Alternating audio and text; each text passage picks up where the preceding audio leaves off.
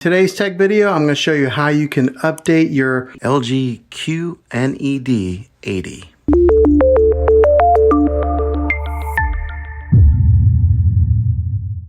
Okay, on your remote control here, you'll see that there's a settings button.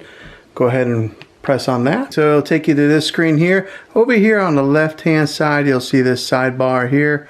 You're going to want to click on all settings, and then this picture will come up here. You want to go to support, and then right here you'll see where it says software update. So you'll click on that.